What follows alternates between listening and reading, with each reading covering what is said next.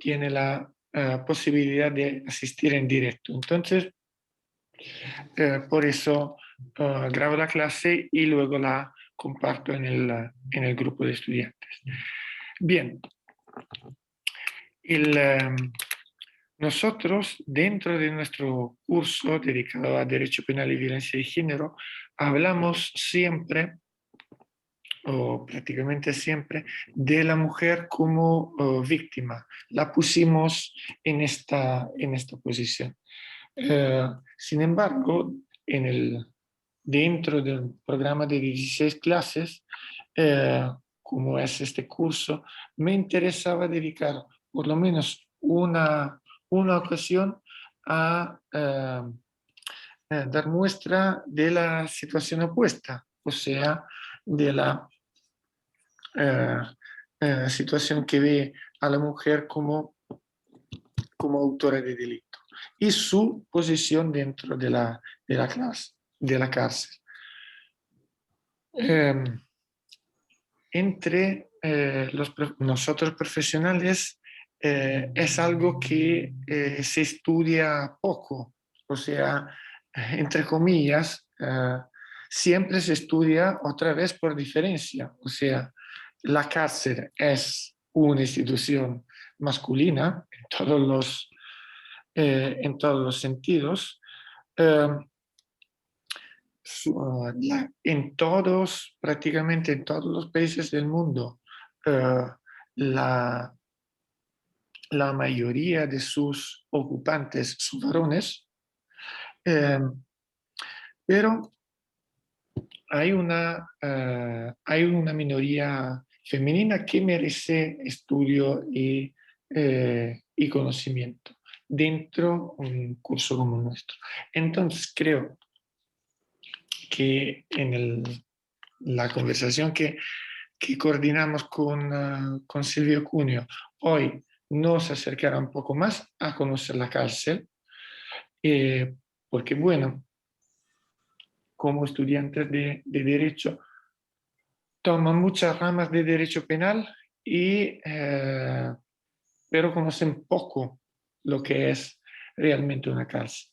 Lo vamos descubriendo con Silvio y luego acercándonos paso a paso a, a la dimensión femenina. Acá me callo, ya hablé demasiado, Silvio, y bienvenido entre nosotros. Eh, lo paren, lo molesten en todo lo que quieran, como bien empezaron a hacer en la pasada clase cuando hablamos con Iván Pesotta, eh, paren a Silvio Cuneo y le hagan en cualquier momento cualquier pregunta. Sí, sí es permitido, Silvio. Es más que permitido. De hecho, bueno, ante todo te agradezco esta invitación, agradezco a la Universidad de Antofagasta, a la Universidad de Trento. También agradezco al programa de Becas Chile que me permite hacer esta estancia aquí en Estados Unidos, en Nueva York. Y precisamente el trabajo que estoy haciendo es un trabajo sobre cárceles y tribunal de drogas. Y las críticas son muy bienvenidas. En verdad, critiquen cuando quieran. Yo no le tengo ningún miedo a la crítica. Creo que la crítica es lo que nos hace avanzar. Y desde un punto de vista personal, me debo mucho a la crítica. Yo hasta veces he contado esta anécdota y la voy a seguir contando. Fui hace unos años a Buenos Aires a presentar un libro que se llama El encarcelamiento masivo, que salió de mi tesis. Y el libro estaba, bueno, tuvo una buena difusión, lo prologó Zaffaroni, lo que obviamente ayudó mucho a la difusión del libro. Y cuando llegué a presentarlo, el libro ya estaba dando vueltas. Hice la presentación y al final de la presentación, mira que Tino tuvieron unas chicas, me dijeron que habían leído el libro, que les había gustado, pero que les parecía insoportable que no hiciera ninguna referencia al encarcelamiento femenino. Y la verdad es que la crítica fue devastadora. Yo no pude más que reconocer que cuando yo escribí ese libro, no se me pasó por la cabeza hablar del encarcelamiento femenino. Porque tal como decía Emanuele, yo veía la cárcel como un problema principalmente masculino, donde un porcentaje muy bajo de las personas que están dentro de la cárcel son mujeres, y no me fijé en la especificidad. Ustedes podrán decir con razón, pero ¿cómo no te diste cuenta? Si hay textos del año 60 que hablan de la cárcel y las mujeres, y es verdad, pero no los vi. Aquí voy con esto, que desde ese día nunca más dejé de hacer menciones al problema de género en la cárcel, que es precisamente lo que vamos a ver hoy día. Así que eso es lo bueno en la crítica, porque la crítica es la que nos hace darnos cuenta que nos equivocamos y que tenemos que mejorar, así como yo recuerdo los primeros seminarios y congresos que organizábamos cuando yo todavía estaba en la universidad, el siglo pasado, el año del 95 al 2000, hacíamos congresos con puros hombres. De repente había mesas donde exponían 4 hombres, y eso hoy día, por suerte, no pasa. Porque, claro, de hecho, yo mismo no acepto una invitación a un congreso si vamos a ser 3, 4 hombres en la mesa. Salvo que me digan, no, en verdad invitamos, no sé, pues, a la Marcela Edo, pero no podía porque tenía compromiso, invitamos a la Laura Maya, no. Si pasa eso, obviamente no hay problema, porque yo sé que bueno, que todos los que nos dedicamos a esto tenemos harta invitación, lamentablemente por Zoom ahora, antes cuando eran en persona eran más divertidas. Así que nada, quiero yo agradecer y invitarlos a todos, a todas, a que indiquen lo que quieran y digan lo que quieran, que en verdad, sí, que hay un espacio donde la crítica tiene que ser siempre bienvenida es en la academia. Y de hecho yo quiero partir con una crítica a la dogmática en general. Si ustedes se dan cuenta, juristas chilenos, juristas italianos, y si leen los textos dogmáticos o los manuales o los tratados de derecho penal, se van a dar cuenta que casi no hay mención a la cárcel. Como que los juristas se olvidaron de la cárcel, se dedican a la teoría del delito. De hecho, los manuales y los tratados parecen que cortan un pelo por la mitad, se preocupan de cuestiones muy complejas y que no son, o sea, son muy interesantes, ellos dónde está el dolo y todas esas cosas que les gustan a los dogmáticos, pero no hablan de la cárcel. De alguna forma como que le regalaron la cárcel a la sociología, y la sociología estudia la cárcel y el derecho penal parece que solo estudia teoría del delito, el delito y nada más. Y no nos olvidemos de Beccaria, pues, hace más de 250 años decía en su texto, el título de su libro, delitos y penas, de los delitos y las penas, porque el derecho penal es una moneda que tiene 2 caras, delitos y penas.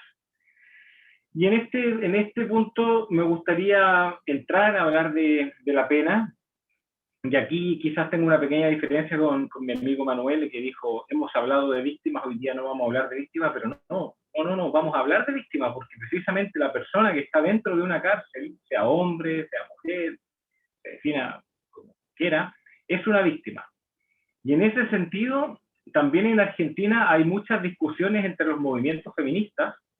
Me tocó una vez ir a hacer una clase, un máster a la UBA, y en clase, que casi no pude avanzar mucho con la clase porque había 2 corrientes feministas que se peleaban entre sí sobre la necesidad o no de sancionar los piropos, por ejemplo. Entonces, estos 2 grupos bien, con alto fundamento, pero bien muy atrincherados en sus posturas, se acusaban mutuamente de fascistas. Me acuerdo de ustedes que quieren penalizarlo todo, son punitivistas, son fascistas. No, ustedes no quieren proteger a la mujer. Y eran 2 grupos de mujeres feministas que peleaban entre ellas sobre este tema de si punir o no punir el piropo, que es un tema interesante y se puede discutir. Pero lo que no se puede discutir, y yo creo que tenemos que estar todos de acuerdo, es que hay que poner especial énfasis, especialmente el feminismo debe poner especial énfasis en el problema de la cárcel y en el problema del encarcelamiento femenino. Es decir, así como el feminismo puede tener sus disputas en el ámbito que quiera, pero principalmente en el tema de si punimos o no punimos, donde yo creo que el acuerdo debe ser mayor es en el tema de una visión de la cárcel con una perspectiva de la especificidad que significa para una mujer estar privada de libertad. Ahora, antes de seguir, Emanuel, le tengo algunas preguntas. Yo estoy viendo aquí los nombres de las personas conectadas y veo que tengo exalumnos, exalumnas, amigos, amigas, pero hay gente que no conozco. Me imagino que son de la U de Antofa. Dime si son estudiantes de pregrado, si son abogados, un poco para ver de qué vamos a hablar. Estamos en buena mayoría como estudiantes de pregrado. Así de pregrado, que, ya. Sí. Por lo tanto, vete entonces tranquilito, entre comillas, confío en tu didáctica. Oye, pero espérate, que igual ese es un error metodológico, porque uno piensa a veces que el de pregrado sabe menos que el abogado, pero No, no, no, es que, el abogado ha olvidado ya lo que estaba viendo el pregrado y el de pregrado está más informado.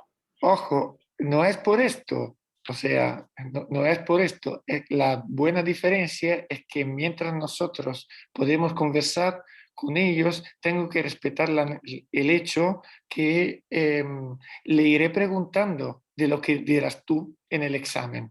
Ah, perfecto, perfecto. Entonces, tiene que ser Sí, no te preocupes, bien tienes paso a paso, porque si luego se lo pregunto, ¿ya? Oye, espérate, y son las 5 de la tarde y yo me imagino que va a haber espacio para preguntas y Sí, debates, entonces trataré de hablar unos 40 minutos sí. para que luego queden preguntas, críticas, lo que después yo de hecho no tengo más compromisos, así que si se va a extender, yo no tengo inconveniente, no sé ahí cómo estarán ustedes con la hora.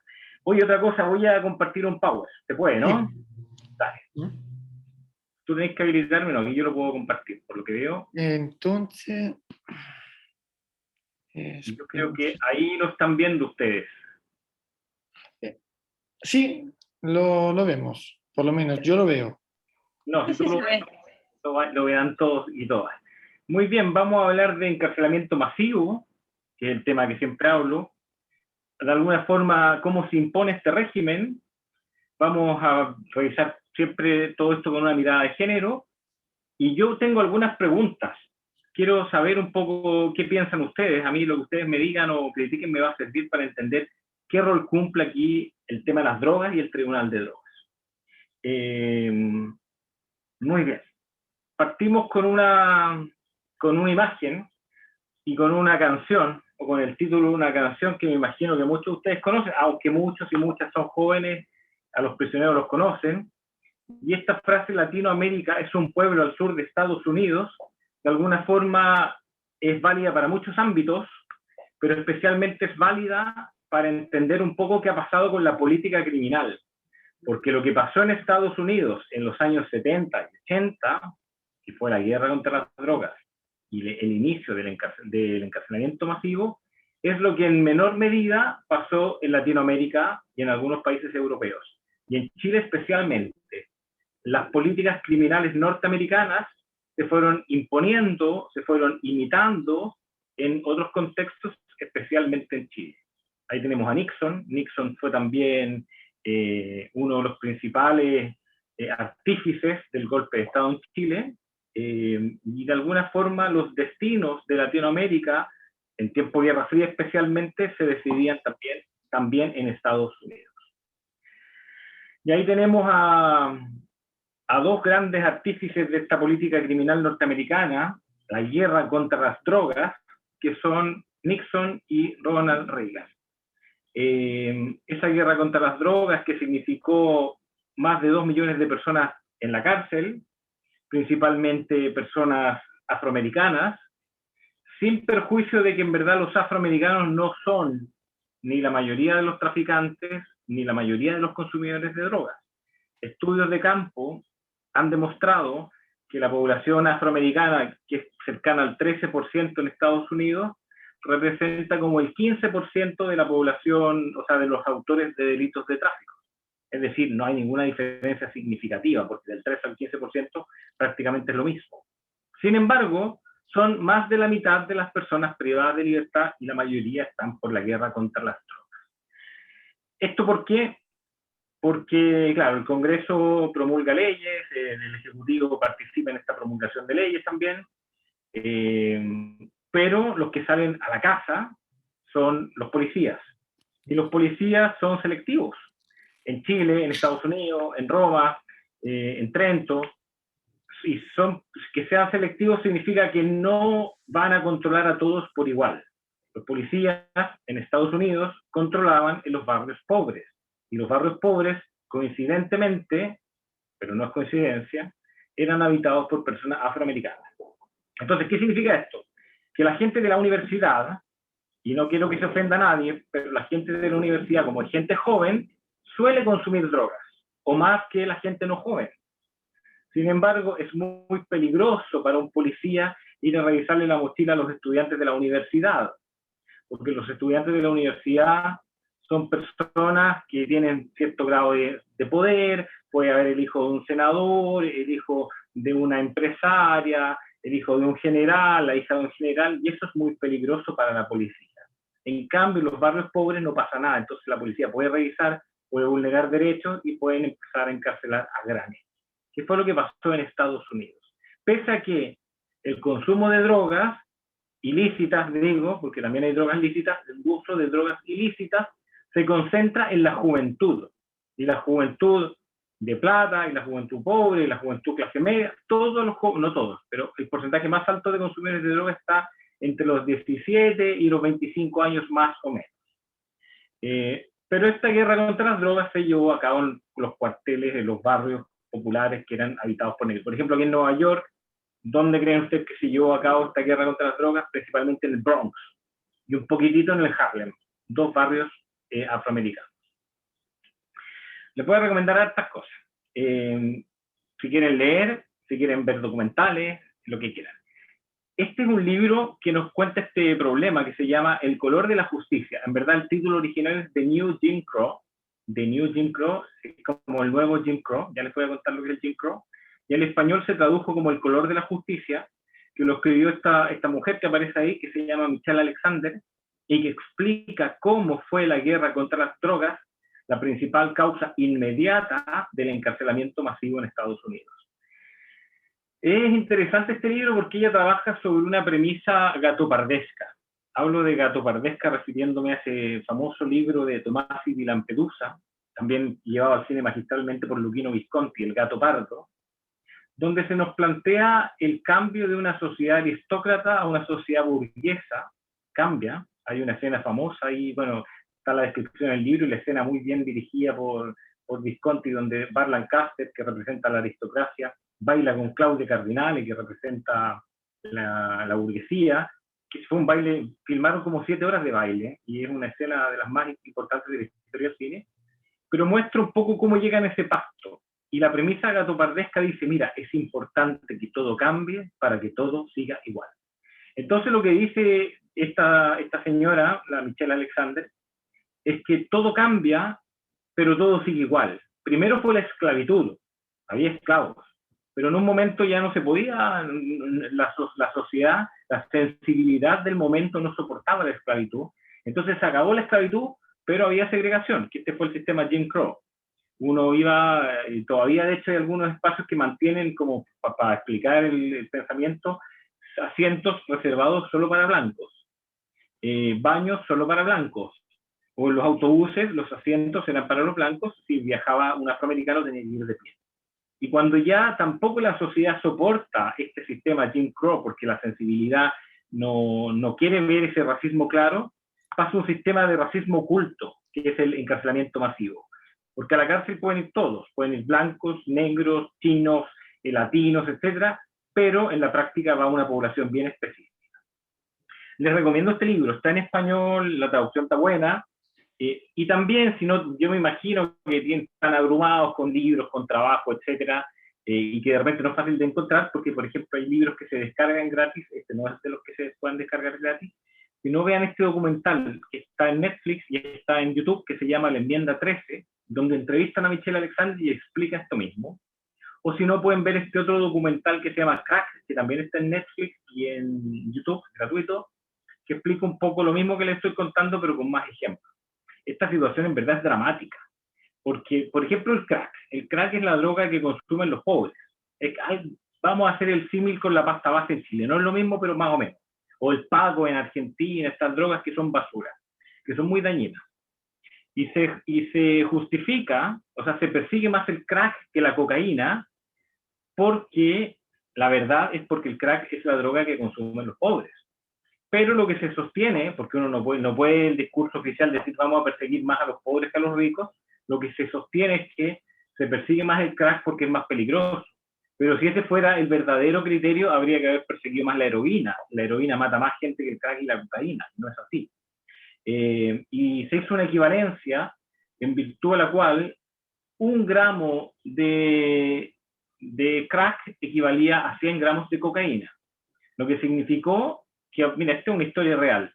Un joven afroamericano de 18 años menor de edad para los efectos legales en general, pero mayor de edad para el efecto de poder ser encarcelado en Estados Unidos, va a una fiesta, no tiene ningún antecedente penal, nunca lo han detenido antes, le regalan 5 gramos de crack, no se atreve a consumirlos, pero tampoco se atreve a decir que no, se los guarda en un bolsillo, en el Bronx, sale de la fiesta, llega la policía, lo ve, afroamericano, ese es el olfato policial que va directamente a los afroamericanos, lo revisan, le pillan los 5 gramos de crack que equivalen a medio kilo de cocaína y lo condenan a una pena efectiva de 10 años de cárcel. Eso es lo que significó la guerra contra las drogas.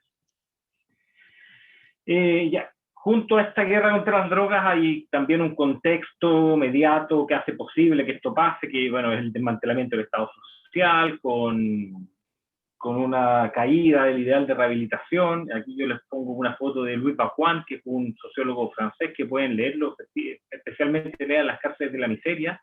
Y ahí también les recomiendo una película. Siempre puedo hablar de cine porque yo creo que el cine es una muy buena... A mí me gusta el cine porque me gusta el cine nomás, pero además creo que es una muy buena herramienta para poder comprender estas cosas. Y esa película que aparece ahí, que me imagino que muchos de ustedes la vieron, es una película que nos explica, que parte contándonos o sea, hay una historia, pero hay un subtexto. El subtexto es, se desmantela el Estado social. Este personaje que es un enfermo mental, de un momento a otro le dice, no, ya no hay atención para enfermos mentales, ya no hay tratamientos contra la adicción, usted se las va a arreglar por usted mismo. Y ese desmantelamiento del Estado social se complementa con más Estado penal. Y eso es lo que pasa en Estados Unidos a partir del año 70. La película no lo dice, pero está ese subtexto. Y ahí, bueno, podemos relacionarlo con las lecturas de Bacuan, pero también con lo que dice Carla, que efectivamente él también analiza cómo se cae este Estado social y se impone un Estado policial. Bueno, y hablando también de las críticas del Estado penal, ahí me imagino que conocen al de la izquierda, que es Alex de la Naranja Mecánica, el otro es Robert Martinson, Robert Martinson es un teórico de la crítica al ideal de rehabilitación. Sin embargo, también estamos hablando de este contexto porque la guerra contra las drogas es una cosa puntual, pero hay un contexto que permite que se haga esta guerra. Hay algo que le da popularidad a la guerra contra las drogas. Los políticos, democracia, no hacen algo que sea impopular. Los políticos hacen lo que les da popularidad y lo que les da rentabilidad electoral. Entonces el problema principal también radica en esta cuestión del populismo penal. El delito existe, es un problema real. En Chile, en Estados Unidos, yo mismo he sido víctima de delito y no es una experiencia agradable para nadie. Sin embargo, se produce una sobreexplotación del fenómeno del delito por los medios de comunicación, especialmente por la tele. Vean en Chile, Chilevisión, Megavisión o cualquier canal y cronometren qué porcentaje de las noticias centrales se dedican al crimen. Se van a dar cuenta que es cerca del 35-40%, salvo cuando hay fútbol. Cuando hay fútbol, el crimen pasa a segundo plano, pero cuando no hay fútbol, es decir, de la tele de martes a viernes, principalmente habla de un porcentaje muy alto de crimen. Y esto genera una distorsión del fenómeno. Entonces, por ejemplo, yo le pregunto siempre a mis estudiantes, ¿qué porcentaje de autores de delitos son menores de edad? Y me dicen 70%. Y en verdad son el 4 o 5%. ¿Y por qué dicen 70%? Porque la televisión nos muestra siempre al cizarro, a menor detenido, ves 50 y queda en libertad, etc. Entonces eso distorsiona el fenómeno y nos da mucho miedo. Y ante este escenario de miedo, llegan los políticos populistas, demagogos, dispuestos a mostrarse como de parte de los asustados, votan leyes más duras que después se transforman en sentencias más duras, etc. Y esto es efectivamente cierto respecto de las leyes contra las drogas, porque efectivamente cuando se nos promete, por ejemplo en Chile, cuando se votó la 20.000, se prometió darle duro a los grandes narcotraficantes, y ahí pasa esto, pasa que tenemos una idea general, que en las cárceles están llenas de pedófilos, de violadores, de asesinos, de grandes narcotraficantes y de terroristas. Y en verdad, este tipo de personas condenadas no representan un gran problema, porque yo me imagino que prácticamente nadie, salvo los abolicionistas, pero prácticamente nadie en este foro, sin ni siquiera conocerlos, va a estar en contra de que estén en la cárcel los pedófilos, los violadores, los asesinos, los grandes narcotraficantes, los terroristas. Yo creo que estamos más o menos de acuerdo. Pero el problema es que en la cárcel no van estas personas. La mayoría de las personas que están en la cárcel son autores de delitos contra derechos patrimoniales, ladrones, tontos, que siempre se hablan y dicen son tontos, por eso los pillan, porque si no son tontos no los pillan, y los últimos eslabones de la cadena de tráfico. También siempre yo cuento esta anécdota, que es un poco una confesión, perdonen los que la han escuchado, pero creo que es importante. Yo cuando estaba en la universidad fumaba marihuana, todavía fumo marihuana, y íbamos a comprar marihuana a la iglesia de la Matriz, en Valparaíso, y le compramos a la tía. Y un día fuimos y no estaba la tía. Y había un loco en silla de ruedas y nos dijo, venía a buscar a la tía, sí, no está, la tía no va a estar en un rato largo, ¿te has escurrido o no te has escurrido? Textual. Y la tía estaba presa, pero había otra tía vendiendo pitos. Y eso no es coincidencia, eso que me pasó a mí le va a pasar a todos.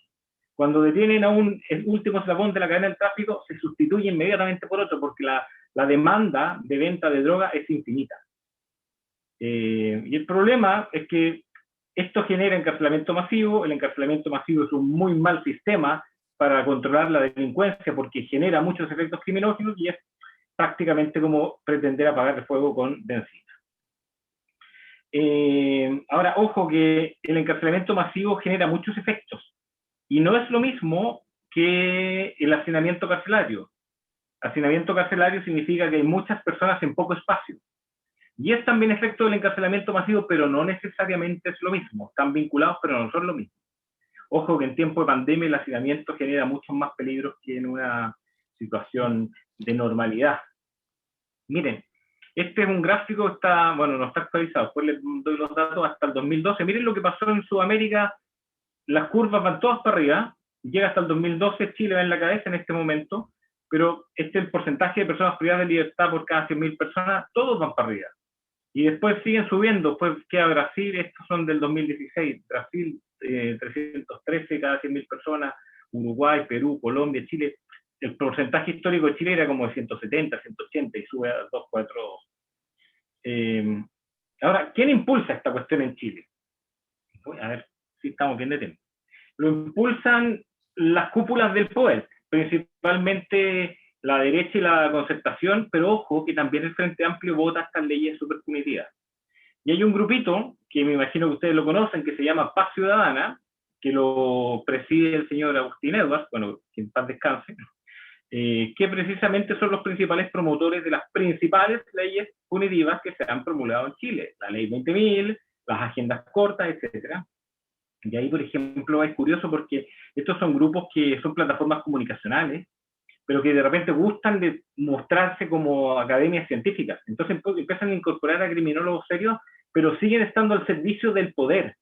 Mire, tanto así que esto es una anécdota. Me contaba una prestigiosa profesora de Derecho Penal de la Universidad de Chile, ya di muchas pistas, no voy a decir quién es, que pidió información a Paz Ciudadana sobre presos en la revuelta del estallido social.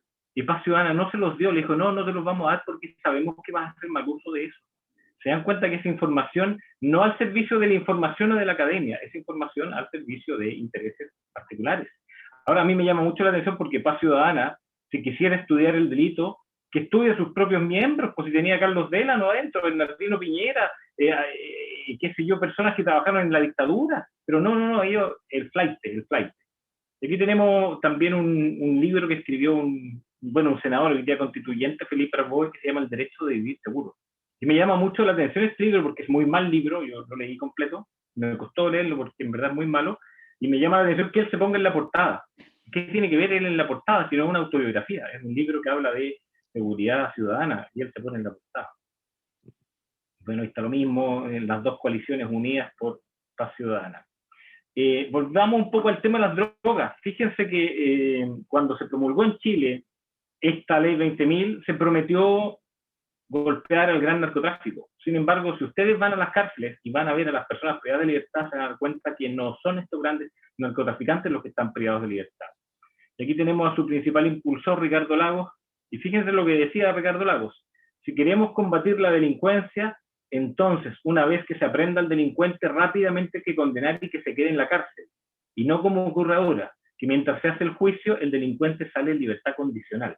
Bueno, en primer lugar nos damos cuenta que es de una ignorancia absoluta porque la libertad condicional es solo para personas condenadas, pero le podemos perdonar el error procesal, esto no es un examen de derecho procesal, Pero lo que no le podemos perdonar a Lagos es que pida la cárcel para personas que son imputadas, es decir, personas de las cuales se presume la inocencia. Vamos a avanzar un poco con esto. Vamos a centrarnos un poco en el encarcelamiento de las mujeres. Que esto es importante, porque las mujeres no van a la cárcel. Cuando nace la cárcel es una institución principalmente para los hombres. Excepcionalmente las mujeres van a la cárcel. Pero cuando empiezan a ir a la cárcel, tiene algunas especificidades que en algunos puntos, no en todos, en algunos puntos, genera conflictos y problemas específicos. Por ejemplo, cuando se encarcela una mujer, la familia sufre más, especialmente los niños. Porque en Chile y en todas estas sociedades más patriarcales que vivimos en Latinoamérica, bueno, en Europa también, ¿verdad? Son las madres las que cuidan a los hijos. Y cuando las madres están presas, los hijos se van con las madres a las cárceles hasta que tienen 2 años. Y después es terrible porque cuando cumplen 2 años los separan. ¿Y quién cuida a los niños? Una abuela, una tía, una vecina. Raramente son hombres. Por otra parte, los hombres abandonan más a las mujeres privadas de libertad que al revés. Si ustedes van a una cárcel, se van a dar cuenta que a veces llegan la noche anterior las mujeres a ganar cupo para ir a visitar a sus maridos, parejas, etc. Los hombres prácticamente no van a ver a sus mujeres. En Chile las mujeres no representan el 10%, pero es un porcentaje que en Chile y en Latinoamérica va creciendo más rápido que el de los hombres. Más de la mitad están privadas de libertad por la ley 20.000, ley contra las drogas. Más del 80%, casi el 90%, son madres. De ahí surge esta pregunta, ¿dónde van a parar esos niños? Y esta es una pregunta que de alguna forma nos sugiere este círculo vicioso de pobreza. Y ahí les puse una foto de una película italiana antigua que no es tan conocida, se llama Nella città all'inferno, en la ciudad del infierno, con la gran Giulietta Massina, que era la mujer de Fellini, y la Anna Magnani. Una peliculaza donde, bueno, esta sensibilidad del cine italiano sirve para tratar muchos aspectos de problemas jurídico-penales y de sociología del castigo, victimología, etc.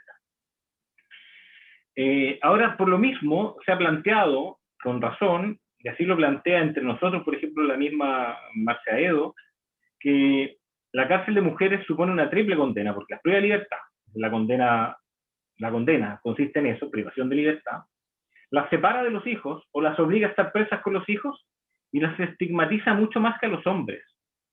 Yo recuerdo, fui defensor público varios años y me acuerdo que tenía un imputado que siempre volvía, lo conozco, el Sename, bueno, no vamos a decir el nombre, y él siempre se jactaba, él con su compadre, que eran los dos eternos candidatos a estar privados de libertad, ellos se jactaban de tener señoras gilas, que no tenían antecedentes penales, porque para ellos es muy bien visto que la mujer no tenga antecedentes penales porque es la que cuida a los hijos y la que no va a fallar. Cuando él está adentro, está la mujer afuera haciéndose cargo de todo. Y no tenía antecedentes penales y era muy bien visto. Y al contrario, el estigma de la mujer privada de libertad es peor que el del hombre, porque una mujer que va a la cárcel es además una mala madre. Ya, esto lo habíamos visto. Bueno, aquí hoy este es un libro antiguo, pero súper actual, se lo recomiendo, La cara oculta de la droga, de la Rosa del Olmo. Un libro, en verdad, súper claro sobre estas mismas temáticas que, bueno, lo vislumbró más tiempo. Ahora, quería yo conversar un poco con ustedes, y aquí yo no tengo tantas respuestas, tengo más bien algunas preguntas que dejar planteadas sobre lo extraño que resulta que en un contexto de superpunitivismo, como es la ley 20.000, que en verdad la ley 20.000 no es distinta de las demás leyes de control de estupefacientes de Latinoamérica, porque surge esta guerra contra la droga en Estados Unidos, luego se van de cabeza a Perú, a Colombia y a Bolivia, los países andinos que producen la cocaína, ahí ya imponer sus leyes súper duras, súper punitivas, y después un poco en todo el continente. Entonces, no sé, ¿cómo podemos entender, por ejemplo, que la ley 20.000 presuma de derecho, presuma una presunción legal, que si yo tengo droga la estoy traficando? ¿Por qué?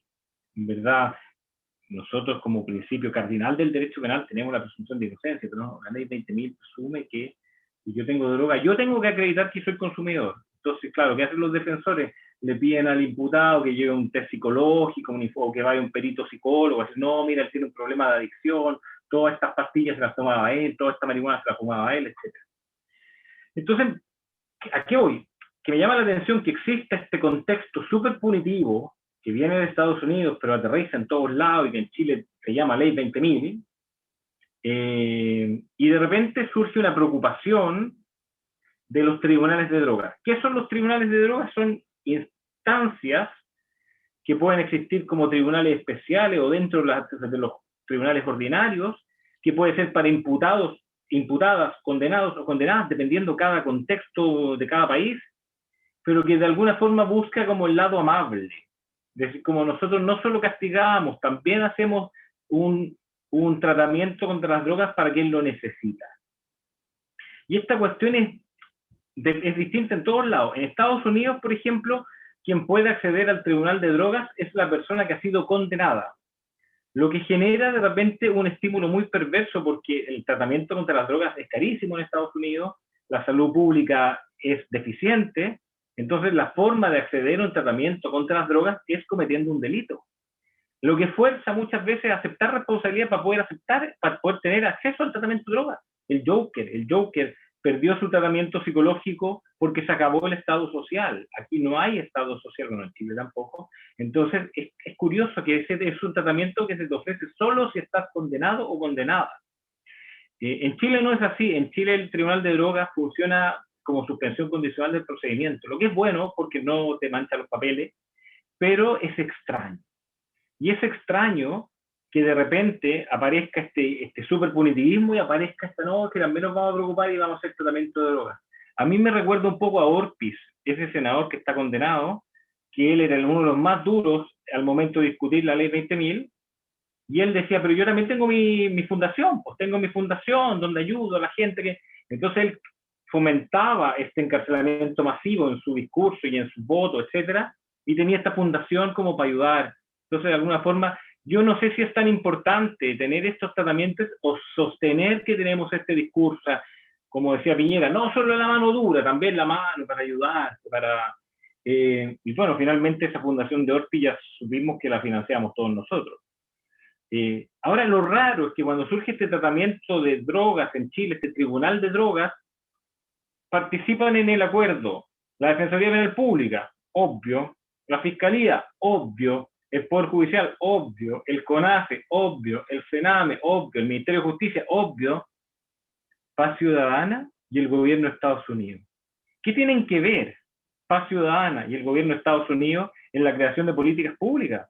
Aparte, perdónenme si soy desconfiado, a lo mejor estoy yo siendo desconfiado, a lo mejor van con las mejores intenciones, pero a mí Paz Ciudadana, hija del Mercurio y Estados Unidos, me recuerda a la unión el Mercurio con la CIA. El Mercurio con la CIA en los años 70, Paz Ciudadana y el gobierno de Estados Unidos en el año 2000. A lo mejor estoy siendo desconfiado, no lo sé. Pero eso, importante es ser desconfiado. Aprendamos algo de Foucault, estamos siempre desconfiados. Ya cerrando, para darle el espacio a ustedes, bueno, aquí les puse otra foto de otra película que me imagino que muchos de ustedes han visto y si no la han visto, véanla, que es una película bien gringa con alta taquilla que se llama Alguien voló sobre el nido del cuco, o también se llama Atrapado sin salida, con Jack Nicholson, que siempre hace papel de loco. Jack Nicholson, parece que le salen bien los papeles de loco. Creo que el único papel de no loco que le he visto es el de Antonioni de Passenger. Ahí lo veo como más cuerdo, pero en general actúa de loco y le sale bien. Y esta es una película donde él es loco, que está preso y termina en un manicomio, y ahí se cuestiona con la película, no voy a hacer un spoiler, un poco esa combinación de criterios de salud con criterios de peligrosidad, o con criterios de repente jurídicos, con criterios de salud. Y entonces, ¿qué pasa en Chile? Que para entrar a estos tratamientos de drogas, el requisito para ser elegible es ser candidato a una suspensión condicional del procedimiento, es decir, haber cometido un delito que tenga una pena de menos de 3 años, no tener antecedentes penales y no tener suspensiones condicionales pendientes. Es decir, un porcentaje bajo puede acceder a esto, y muchas veces las personas que más delitos, o sea, las personas que tienen más problemas de adicción a las drogas son las que cometen también más delitos.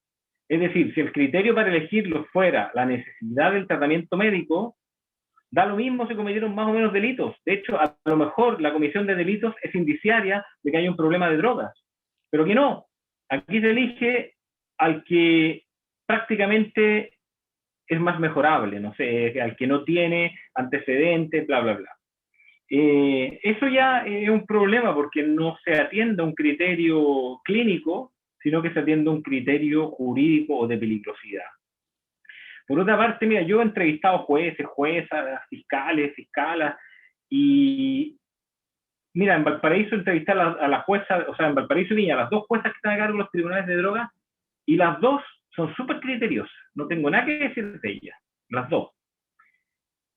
Los fiscales, bueno, no voy a decir lo mismo, pero el tema es que, ¿qué tienen que ver por formación los jueces, las juezas, los y las fiscales para llevar a cabo y tener tantas facultades en un tratamiento de drogas? Yo sé que hay duplas psicosociales, que hay un psiquiatra que hace el examen, pero los que llevan en la práctica el tratamiento son jueces y fiscales.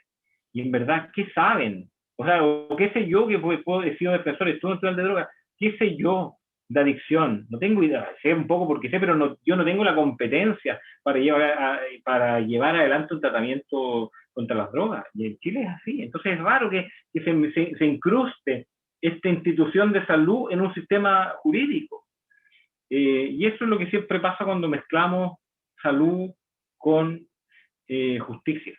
Parece que eso de pensar que la pena es un bien y un mal al mismo tiempo es una cuestión difícil de sostener, no solo desde un punto de vista teórico, en verdad lo teórico importa menos, sino que desde el punto de vista práctico parece que no podemos sostenerlo. Mira, tenemos todavía tiempo, así que me gustaría escuchar sus preguntas, críticas, y a los que les gustó el tema, siempre me hago publicidad, esto lo trabajamos aquí en el encarcelamiento masivo, respecto a la situación chilena en cárceles y pobreza, y como una mirada un poco más lúdica del problema, aquí tenemos cine y derecho penal. Pero dejemos ahí los logos de Paz Ciudadana, y por favor, estoy abierto y dispuesto a sus críticas, comentarios, sugerencias, lo que quieran, por favor. Disculpa Silvio si voy un poco entonces, primero ustedes, primera Pamela y luego Pablo. Yo me callo. Pamela. Hola, ¿qué hubo, Silvio? ¿Cómo estás, Pame? Qué gusto saludarte. Sí, un gusto también para mí escucharte y que invites a reflexionar sobre estos temas. Una de las cuestiones que a mí me llama la atención en Chile es que el tema de drogas esté en el Ministerio del Interior. ¿No crees tú también que ahí hay una mirada extraña porque a quien es consumidor de drogas se le mira como imputado y no como un enfermo o como un adicto, que debería ser la mirada desde salud, la mirada de la rehabilitación? Mira, sí, es que sabes que es un buen tema. A ver, yo creo que hay dos cosas distintas. O sea, una parte criterios de justicia y otra parte criterios de salud. Yo creo que desde los criterios de justicia, la única incidencia que puede tener el consumo de droga es en el evento de que hay una menor imputabilidad. Porque una persona efectivamente que tenga algún problema de consumo problemático y que robe por angustiado, que es algo que vemos siempre en los tribunales de garantía, el robo angustiado, ese que se mete a una casa y se roba un secador de pelo. Y es robo en lugar habitado, y se roba un secador de pelo, de verdad. Yo creo que ahí podríamos discutir un poco una menor, no digo ni imputabilidad, pero a lo mejor sí una imputabilidad disminuida.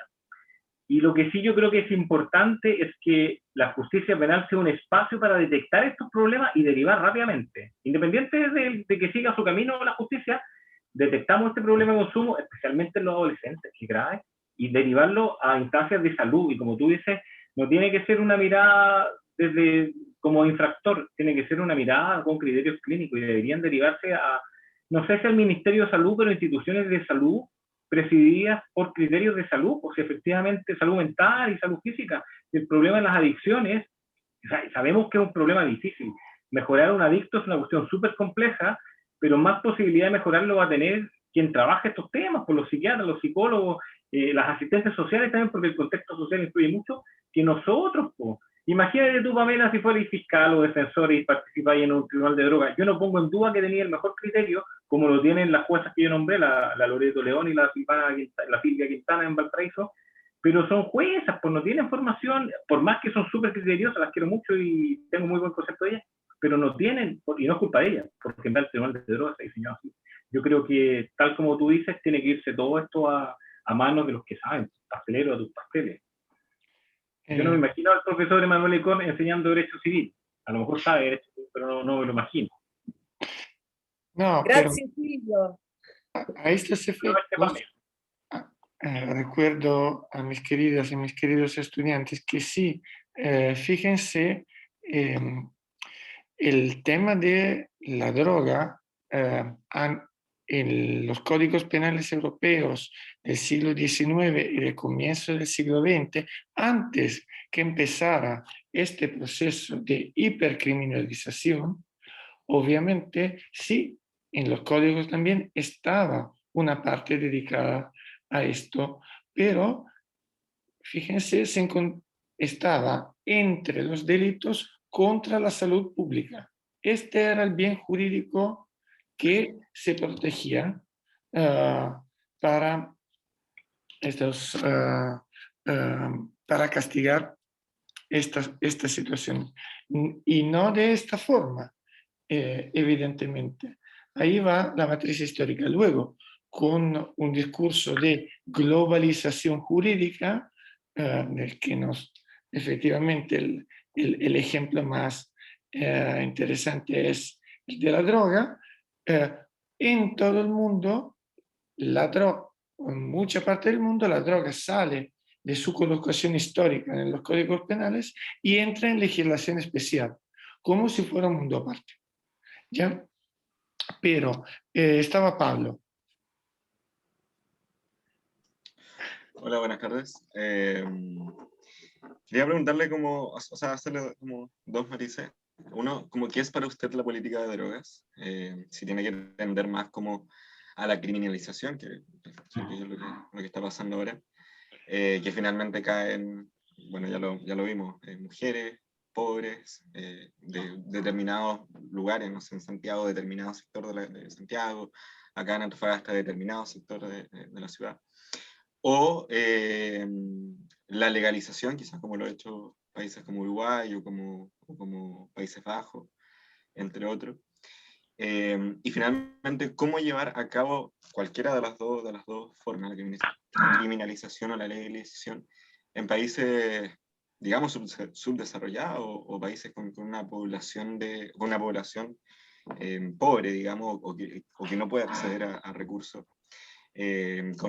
muy populosa, como puede ser Estados Unidos, quizás México, Argentina, Brasil, Latinoamérica en general, África, qué sé yo. Entonces, eso. No sé si se entendió, pero... No, buena pregunta. Mira, a ver, vamos por partes. En primer lugar, tiene razón el lema cuando dice que el bien jurídico, el único bien jurídico que pueden proteger estas normas es la salud pública. Y si protegemos la salud pública, no podemos sancionar a los narcodependientes. Es que ese es el problema, porque estamos defendiendo la salud pública en teoría y sancionamos a los narcodependientes. Y desde esa perspectiva sería conveniente entender que muchas veces actividades de tráfico son actividades de consumo de drogas, porque si yo no soy profesional y no tengo plata, porque los profesionales en Chile consumen cocaína y se la pueden comprar, pero el que no puede comprarse la droga tiene que comprar más droga y con eso financiar su consumo de drogas. Entonces, esa actividad de tráfico es una actividad necesaria del consumo del que no puede solventarse el gasto. Entonces, ese es el primer absurdo. Salud pública, ¿y a quién sancionamos? A la víctima, al que sufre en su salud pública. Y eso pasa mucho. Tenemos condenas de muchos adictos. Y no vamos a hablar siquiera del problema del consumo de drogas dentro de las cárceles. Sabes que he buscado estudios en Chile y no hay casi nada. Aquí en Estados Unidos hay harto, y bueno, ahí tenemos un problema porque uno no puede importar estudios sin hacerlos, pero no hay estudios sobre consumo de drogas en cárceles en Chile, busqué por todos lados, no hay nada. Solo hay encuestas de lo que ellos declaran, y la mayoría declaran ser problemas de drogas.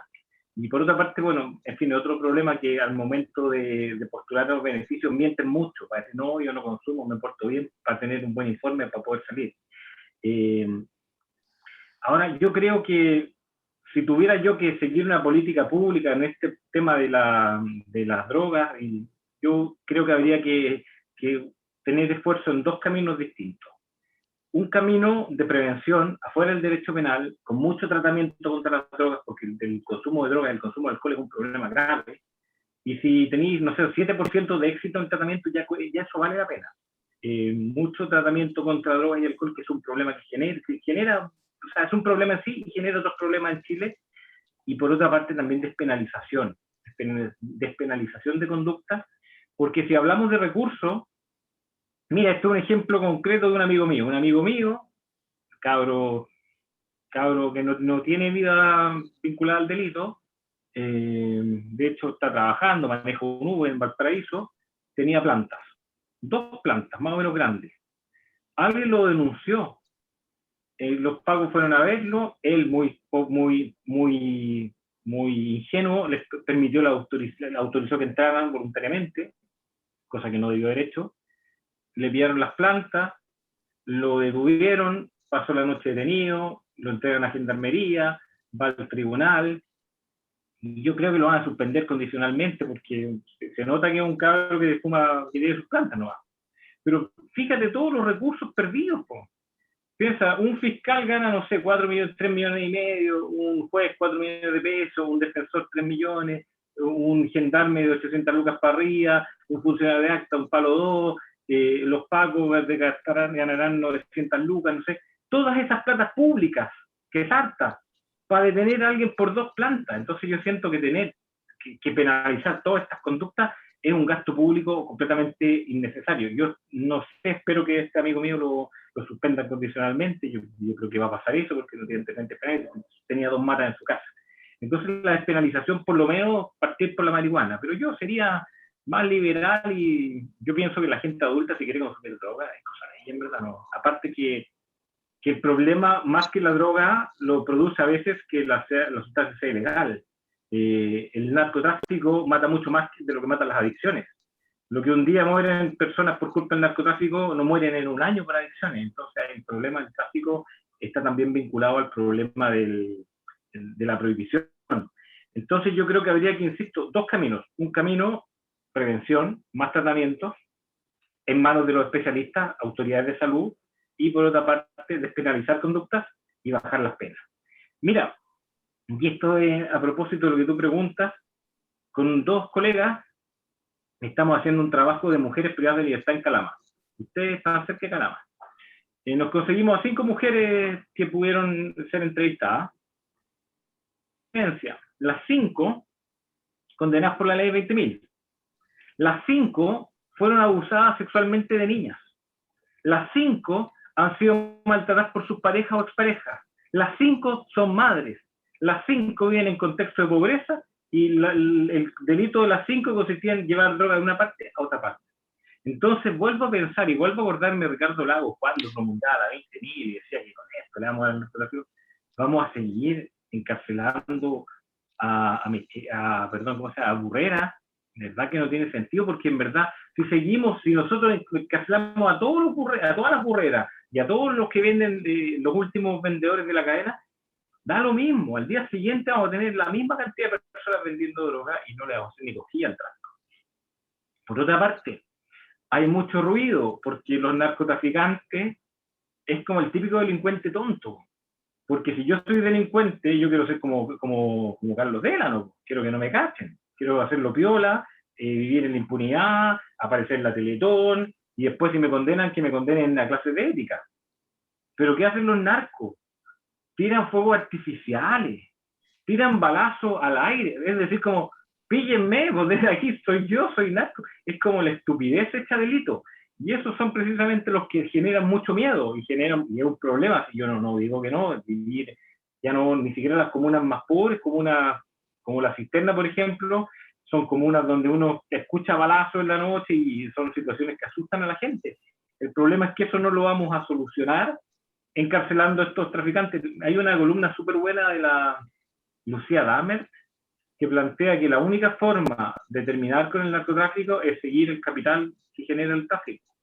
Si seguimos el capital en vez de agarrar a estos que andan tirando fuegos artificiales... Disculpa Silvio, te paro, pues esta no es la Lucía Dahmer que lo hizo, mejor dicho, ella lo dijo, pero quien decía esto, Ajá. había que hay que seguir el dinero, es el pensamiento, el fondo del pensamiento del juez Falcone, Perdón. Ah, sí, claro que sí. Sí, de obvio. Giovanni Falcone. El juez que murió, ya van casi 30 años, puede que ustedes nunca hayan escuchado ese nombre, pero sí, digamos, es un juez que es ícono para mi generación de la lucha contra el crimen organizado. Murió en un gran atentado y entre tantas cosas que comentaba, en su él instruyó el primer gran proceso contra el crimen organizado y contra la mafia en Italia, y construyó todo esto en bases de una investigación de derecho económico. Y esto es la herencia. Así que conozco y aprecio mucho a Lucia, pero sí, para un italiano esto Sí, no, toda la razón. lleva ahí. No, miren, las palabras de Silvio nos dan mucho enganche con todo nuestro discurso. Fíjense en las características de las 5 mujeres entrevistadas. De la población carcelaria femenina chilena, le costaría encontrar a una persona tan solo que no tenga por lo menos 2 de las características que indicó Silvio. Es prácticamente imposible. O sea, si él nos Oye, dice... espérate, un punto importante, nosotros no las elegimos para respaldar la tesis. No es que yo digo, necesito para respaldar mi tesis que las mujeres hayan pasado por todo esto. Fueron las 5 que pudimos entrevistar y tenían estas características. Es decir, yo creo que si entrevistamos a 100, 90 van a tener 4 de estas características. Abuso sexual cuando niña, maltrato de los maridos, madre, y había una que era madre y aparte, mira, es que son situaciones súper dramáticas. Había una que tenía 3 hijos y se hacía cargo de los 3 hijos de su hermana muerta. Entonces ella decía, yo trabajaba en una empresa de aseo, ganaba 240 lucas, y ya bueno, el problema era que dejaba a mis hijos solos, viviendo en una situación, a mis hijos y a los hijos prestados que tenía, hijos e hijas, en una situación de riesgo, pero aparte no me alcanzaba, o sea, yo tenía que elegir o pagar las cuentas o comer.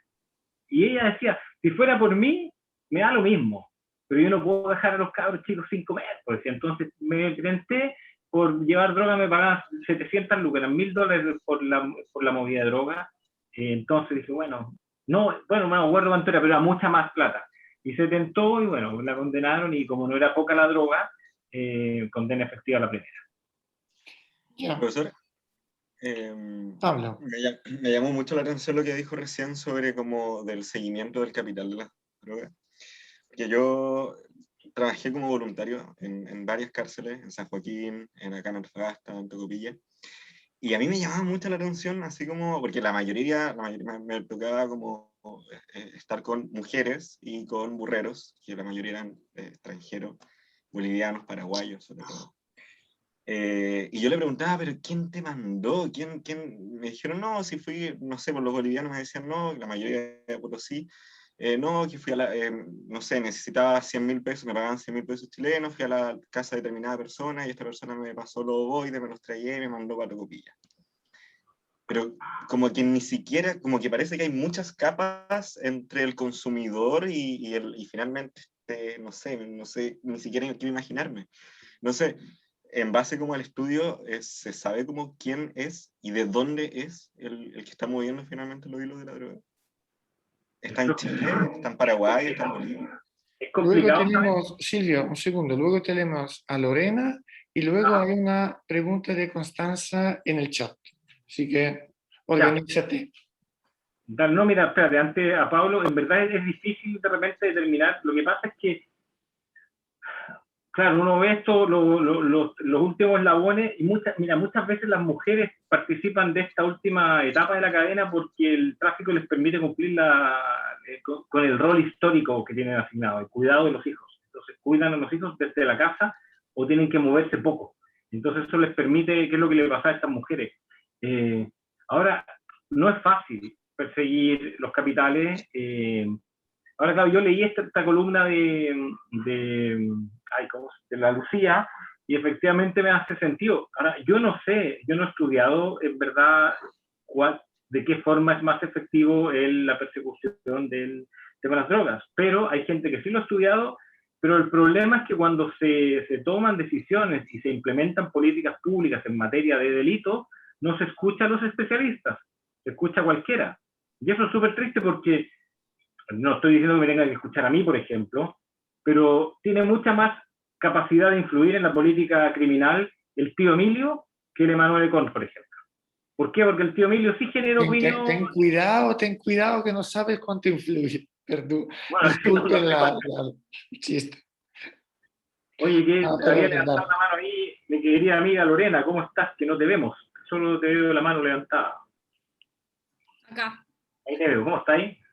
Bien, gracias por la exposición. Qué bueno que estés acá. Tengo una duda principalmente enfocada en la parte final de la exposición, cuando hablamos de los criterios de salud mental. En Latinoamérica y gran parte del mundo también, tenemos la implementación de jueces de ejecución penal. La verdad es que principalmente en Brasil y Argentina tienen más años de abordarlos, de cuidar también los derechos fundamentales de los privados de libertad. Mi pregunta va principalmente en que aquí tenemos una inversión estatal, tanto lo que criticaba desde el comienzo de tu exposición, que el Estado en Chile no se hace presente con los derechos fundamentales de los privados de libertad. Bueno, acá tenemos un caso donde sí se afecta, o sea, el Estado sí se intromete en los derechos humanos de los privados, pero tenemos el caso de Brasil, que tenemos una delincuencia aún más grande con los jueces de ejecución penal, y ahí tenemos el claro ejemplo que los jueces no han cumplido la función, porque tenemos las favelas en donde hay más tráfico, más encarcelamiento, y aún así hay más pobreza. Entonces, ¿de qué forma tú podrías solucionar este problema, hipotéticamente hablando, si tenemos el caso desde Latinoamérica tan cercano, como en Argentina, como en Brasil, donde estos jueces de ejecución penal han fallado en esta lógica de poder solucionar los derechos fundamentales de los internos? Ya, a ver, pregunta difícil. Estas son las preguntas con las que uno puede partir una tesis doctoral. Se hace esa pregunta, desarrolla una hipótesis y ahí empieza el trabajo. Y lo más probable es que no sepa cómo contestarla, pero voy a intentarlo. Por algo fue mi tema de tesis. ¿Cómo?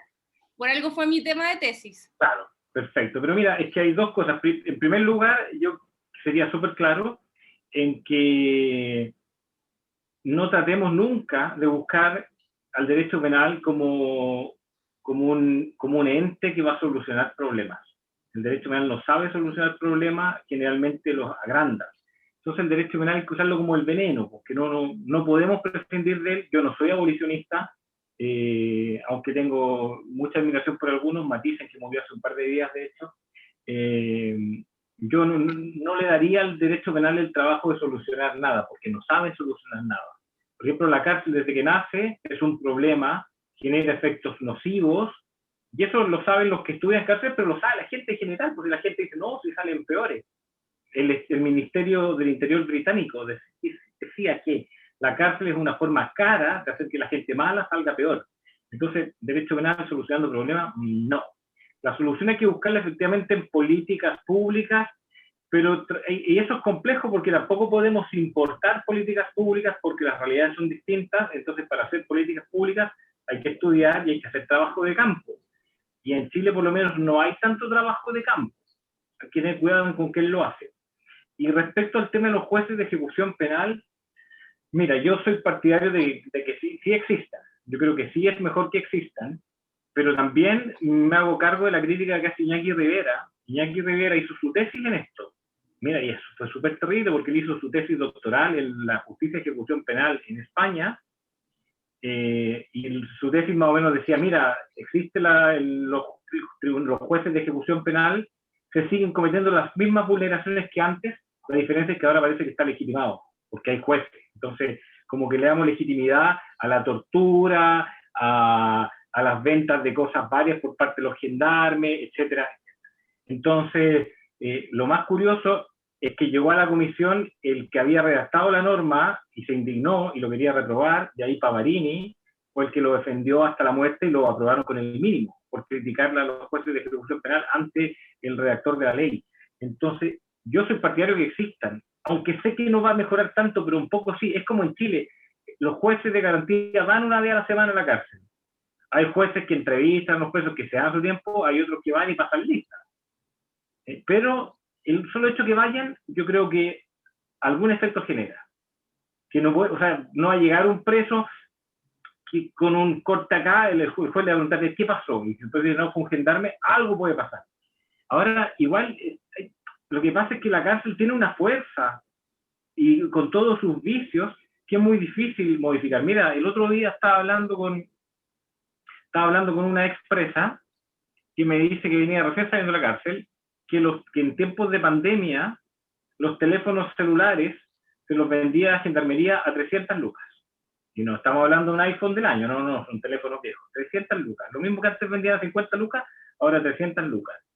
Los presos siempre me han dicho, ya, si uno me lo dice puede mentir, pero bueno, lo dicen todos: drogas, whisky, pastillas, todo lo venden los gendarmes dentro de las cárceles. Insisto, si fuera un preso, 2 presos, yo no les creo, pero si son todos, ya creo.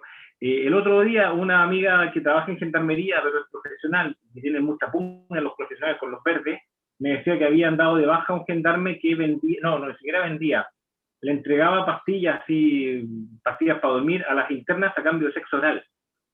Claro, aquí lo pillaron y lo pudieron echar, pero ¿cuántas de esas cosas pasan y no se sabe? Entonces yo siento que la cárcel es como un espacio dado para la corrupción. O sea, no es que esta cárcel sea corrupta, es que no existe cárcel no corrupta, no existe cárcel que no presente todos estos vicios. Y yo siento que con jueces de ejecución penal un poco podemos controlar la situación, aunque tampoco soy tan optimista. Así que como que te dejo la respuesta un poco abierta. Yo no sé si estoy contestando un poco, pero es que es difícil saberlo. Claro, pero desde ese punto de vista, cuando usted expone el caso de Iñaki Rivera Beiro, cuando hace la tesis, claro, él expone a España, pero en España se ve que funciona de forma mucho más eficaz, también funciona mucho mejor en Italia.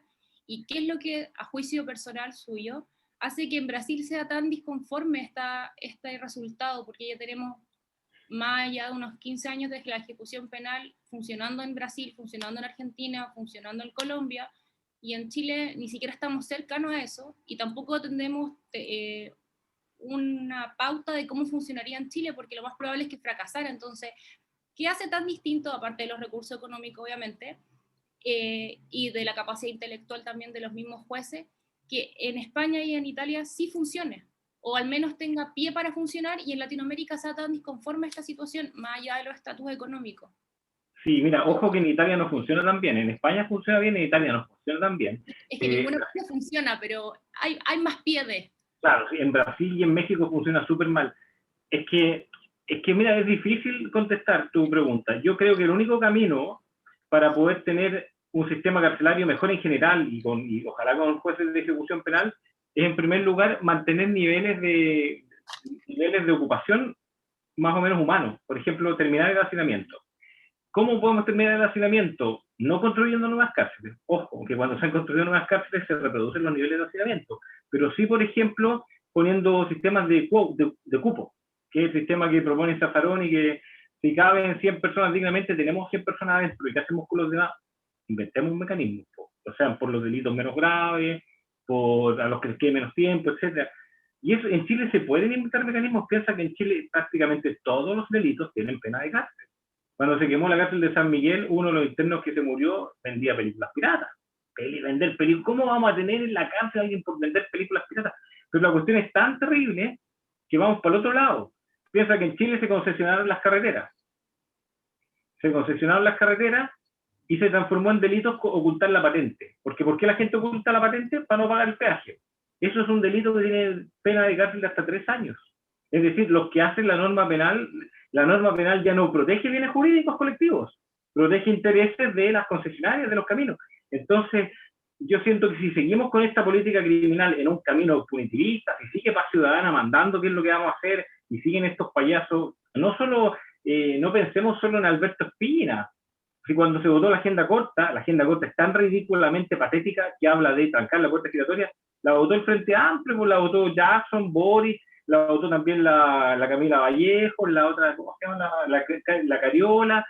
Entonces, esto que, mientras nuestra clase política siga votando estos espectros punitivistas, estamos mal, pues, y aunque tengamos, o sea, si tenemos las cárceles con sobrepoblación, el control un poco no lo va a ejercer un juez, pues lo van a ejercer los que están adentro. Los que están adentro pueden ser gendarmes o pueden ser también los propios presos. Me acuerdo una vez que me llamó la atención porque me llamaron para defender a un tipo que era bien particular, porque era un rapero, más o menos famoso, que lo llevaron en cana porque andaba con pistolas de verdad en la calle. Estaba filmando un video en Valparaíso, con pistolas de verdad. Pena que en Chile tiene pena efectiva. Y nada, finalmente le pusieron un abogado y yo le dije, mira, voy a hablar con él y dije, lo que se puede hacer en tu caso es que te expulsen, porque si te expulsan, que hay libre y no puedes volver a Chile, no sé, con 10 años. Y él me dijo, no, pues ¿cómo eso si algún día vengo al Festival de Viña? Me dio mucha risa, está ilusionado. Pero ¿qué voy con esto? Que él, yo no lo conocía, pero era conocido y nadie lo tocó. Él, me acuerdo que otros presos me dijeron, no, lo dejamos en Miami. Y Miami era como el último piso, habitación, con teléfono, con todo. Y él andaba con una cadena de oro gigante y nadie lo tocó, nadie le hizo nada. Entonces, están estos poderes, los gendarmes, pero también hay poderes adentro de las cárceles que en verdad poco sabemos. Yo te juro que vivo haciendo un trabajo de campo no cuantitativo, sino que cualitativo. Yo siempre que fui defensor hablé con los presos, conversaba con ellos, me iba a tomar café, etcétera, para que me contaran un poco la realidad. Y eso es, o sea, la cárcel es un espacio ideal para que se generen todas estas irregularidades. Yo siento que la única forma de que sea manejable es teniendo menos personas adentro. Pero así todo, se pueden generar todos estos vicios que tú dices. Y claro, la situación de Brasil es patética, pero es que también piensa nomás el presidente que tienen, po. O piensa lo mal que lo han llevado con la pandemia. Mira, tú sabes, tú me conoces, yo detesto al gobierno de Chile, lo detesto, pero yo creo que Chile no, en comparación con los demás países del continente, no ha tenido un tan mal manejo de la pandemia. Los números avalan que nuestra situación es terrible, pero es menos terrible que la de nuestros vecinos. Pues mira lo que ha pasado en Brasil, es terrible. Yo siento que Brasil es un país que está, no sé, perdido. Silvio, te recuerdo la pregunta de Constanza que va en el chat. Mientras la lees, que pueden leer todos, igual ocupa un par de minutos para aterrizar una parte de tus discursos a nuestra clase, o mejor dicho, a las demás clases del curso. Bien, la cárcel, en el discurso que nos hace Silvio Cuneo, es un espacio que selecciona sus propios habitantes, incluso no solo en su componente masculina, sino también en su componente femenina. En la parte de las mujeres que se encuentran en la cárcel por asuntos de drogas, también es por tareas específicas conectadas con una consideración social, sociológica, de género bien definida. O sea, son personas que trasladan drogas de un lugar a otro y son seleccionadas justamente porque por su condición de mujer pueden pasar más desapercibida con respecto a otras personas. La consideración que nos hizo al empezar sobre los afroamericanos en Estados Unidos como sujetos sobreexpuestos en los ojos de los policías. Bien, las mujeres, al contrario, están ocupadas en en esas tareas justamente por pasar más desapercibida. El otro elemento, cárcel como lugar de control y de privación de espacios de libertad. Nosotros vimos todo el tema de la violencia de género como una limitación de libertad a la mujer. Espera, Roberto, que parece que te entró el micrófono.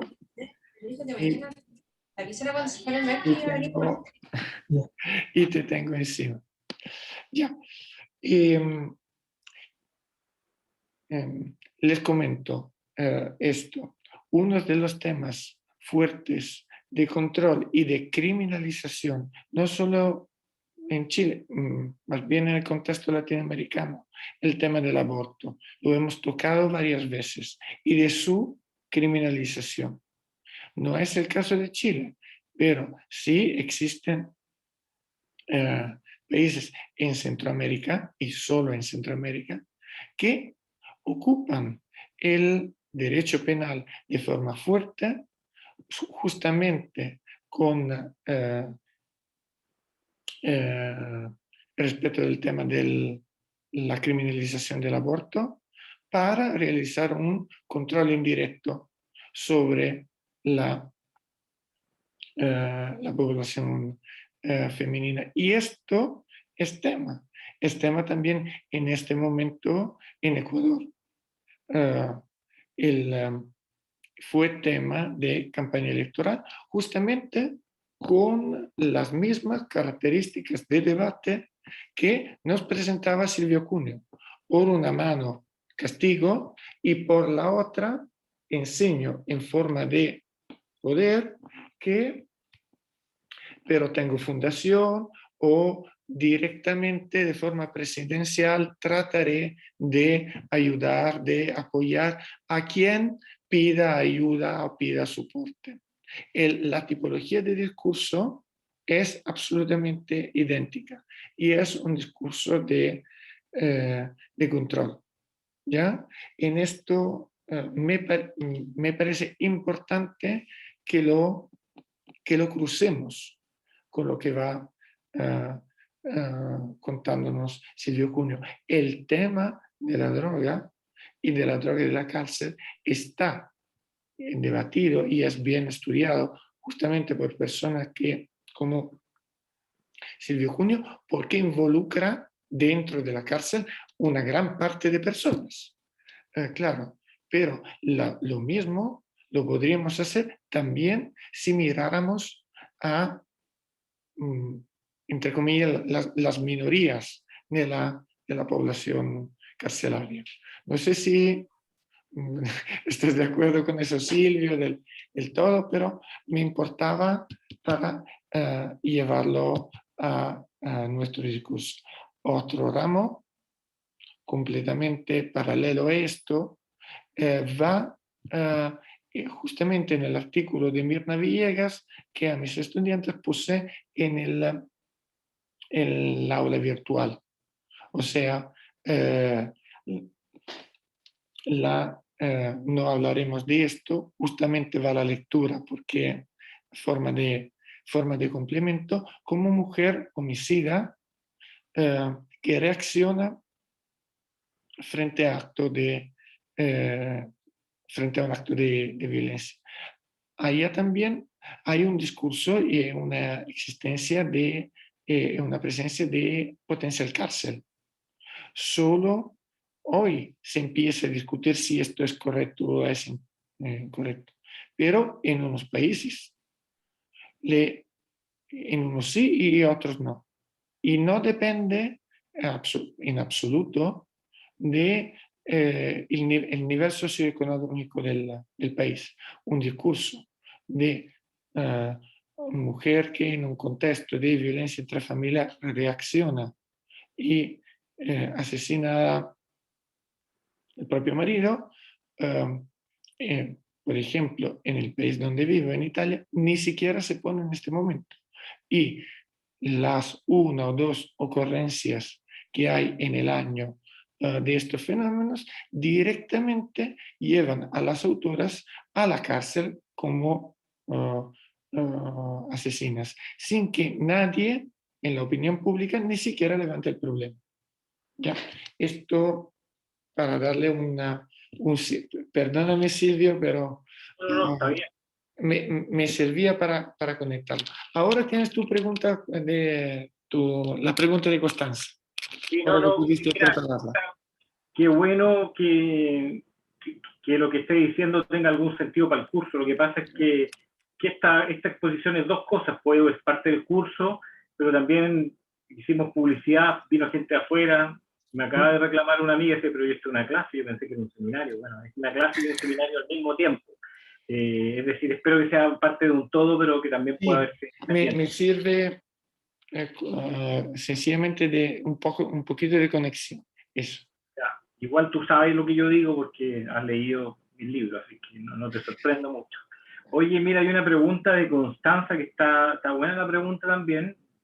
Y cita a Mirna Villegas también, qué bueno que lean a Mirna Villegas.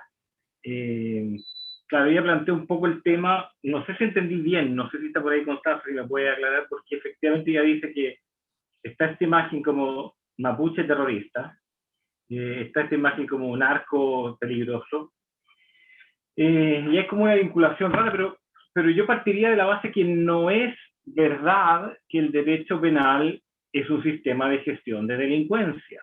No es verdad que la cárcel va a los delincuentes, que es el pensamiento que uno tiene cuando niño. ¿Quién va a la cárcel? Los delincuentes, los que se portan mal. No, en verdad el derecho penal es un sistema, como bien decía Pachucanis. Mira, Pachucanis, yo no lo entendí bien cuando lo leí. Pachucanis decía, mira, el derecho penal cumple dos objetivos. Gestiona la pobreza, y de alguna forma ahí medio neomarxista dice, sirve para mantener la verticalidad social, gestión de pobreza, y también ataca al enemigo político. Entonces yo leía Pachucanis y en la primera parte me quedó súper clara, gestión de pobreza, porque uno va a la cárcel y ve puros pobres. Y no porque los ricos no cometan delitos, sino que porque el sistema es distinto. Pensemos que, y de hecho la fiscalía es distinta, pues la fiscalía va con todo contra los pobres, y cuando tienen un senador, se cagan de susto, pero inmediatamente el propio fiscal nacional le ofrece algo. Piensa que Goldberg llegó a un acuerdo reparatorio contra el Estado y pagó el 2% de sus defraudaciones. 2%, es decir, hizo el negocio de su vida. Carlos Vela, no, pena sustitutiva. Pero no funciona así para todos. No funciona para todos. La fiscalía sabe que no es para todos y sabe que a dónde tiene que apretar. Bueno, eso respecto a la pobreza, tiempos normales. Yo decía, ya, y esto otro que dice Pachucanes del enemigo político, y lo viene a entender para el estallido. En el estallido nos dimos cuenta que el derecho penal también se utiliza como un instrumento de neutralización de enemigos políticos. O sea, ¿cómo nos vamos a explicar nosotros la detención y los casi 3 meses de prisión preventiva de un profesor sin antecedentes penales por romper un torniquete? Una persona que en el peor de los casos va a ser condenada a una pena en libertad, prisión preventiva. ¿Por qué? Porque ahí el derecho penal apareció también como un sistema de protección y de contención de enemigos políticos. Ahí se va, Pachucani lo había leído, pero ahí está, a eso iba. Y fíjense que se empiezan a votar las leyes antibarricadas, y el poder se parece. O sea, el Frente Amplio, que es tan duro en la calle, vota como ellos. El Partido Comunista se abstiene. Ahora sí debo decir también, para ser justo, que hay un proyecto de ley que presentó Latorre que me parece, bueno, en verdad bien patú que lo diga así porque se lo redacté yo, pero no me gusta porque lo haya redactado yo, sino que me gusta que me haya pedido redactar un proyecto de ley para disminuir la prisión preventiva. Entonces yo siento que no va a ser ley, seguramente le va a ir mal, pero que es una señal de querer volver a respetar la dignidad humana y a terminar un poco con este punitivismo extremo. Yo no soy amigo de Latorre, no he orado por él, ¿no? Pero me gustó que se preocupara por volver un poco hacia un derecho penal más garantista, un derecho penal más humano, más digno. Y en ese sentido, Constanza, efectivamente, también el derecho penal trabaja con estos estereotipos o con estas imágenes. Si mapuche terrorista, y si tú veis la prensa, el Mercurio, la Tercera, de hecho tengo pues, algunos power que precisamente los armé con prensa nacional y leyendo a la misma, mapuches terroristas no quieren dialogar, mapuches terroristas nuevo atentado, y la prensa y todo el sistema un poco va vendiendo esa imagen, y el derecho penal se hace cargo de ese mismo político. y por otra parte está ese enemigo claramente político, y el narco aparece también como una figura peligrosa, que no nos deja vivir en paz, lo que es verdad, si yo los reclamos de quien vive cerca de un narco y que escucha los balazos, son reales, o incluso ni siquiera los narcos, son los perros de los narcos, son los que más daño hacen porque andan con pistola, porque abusan de las mujeres, es verdad. Sin embargo, esto también sirve como una imagen para legitimar y dar rentabilidad electoral.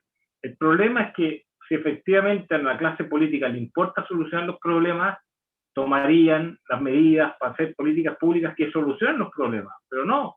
Yo veo que simplemente lo que más importa es mantenerse en el poder y terminan votando normas súper punitivas contra los enemigos de turno, que pueden ser contra el tráfico. De hecho, es que es absurdo pretender penar tirar fuegos artificiales porque los narcos tiran fuegos artificiales, pues como sancionemos las zapatillas caras, pues si los narcos también andan con zapatillas caras, las cadenas de oro, qué sé yo. Entonces, tu pregunta, que en verdad más que una pregunta es una afirmación, yo creo que estoy de acuerdo contigo, pues el derecho penal inventa estos estereotipos, inventa estos enemigos, y fíjate que el concepto de enemigo y el concepto de guerra es ajeno a un derecho penal garantista.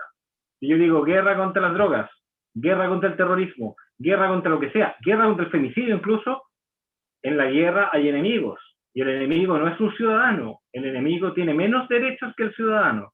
Entonces, usar el concepto de guerra en un contexto de política criminal es entender que hay personas que son menos personas que nosotros, que son enemigos. Y ese es el derecho penal popular, pues el de enemigos. Y ahí,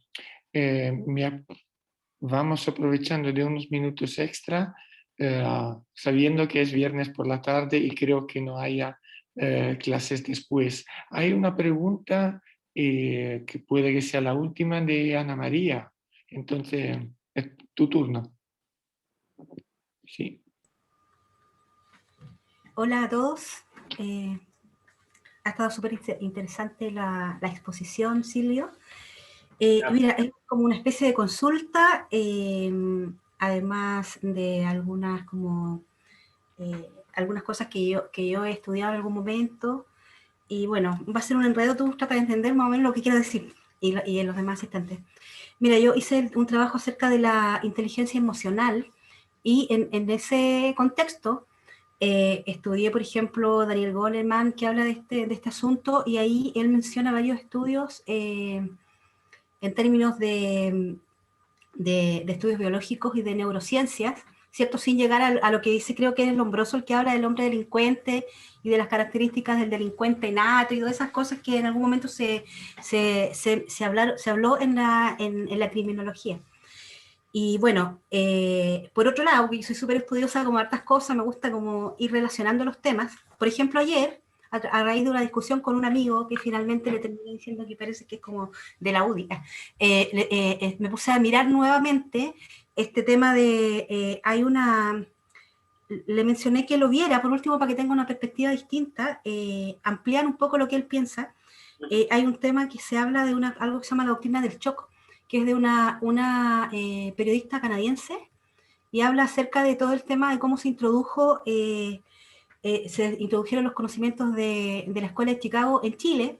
Finalmente ella concluye que en general en lugares democráticos no se puede, sino que simplemente se puede haciendo intervenciones militares como se hizo en Chile, después se hizo en Argentina, y después de algunas maneras más adaptadas, por ejemplo, en Inglaterra, en Rusia, etc.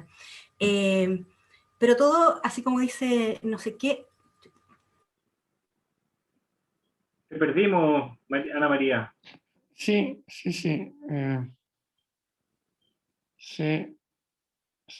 ¿Cómo que se paró? Ana María. Ana María, te perdimos. Sí, ahora sí. Sí. Como dice no sé quién, que sale como en algunos programas, como que calzan en los asuntos. Por ejemplo, dentro de las cosas que recuerdo de Daniel Goleman y de los estudios que él presentaba sobre neurociencia, menciona, por ejemplo, entre otras cosas, entre otro montón de datos, la capacidad, por ejemplo, dentro de la habilidad de la inteligencia emocional, la capacidad, por ejemplo, del control de impulsos como un predictor de la capacidad o incapacidad, como un predictor súper claro y súper acertado, por ejemplo, para cuando las personas son adultas. En el fondo pueden uno podría uno ir prediciendo, si además se dan otras condiciones, un futuro delincuente.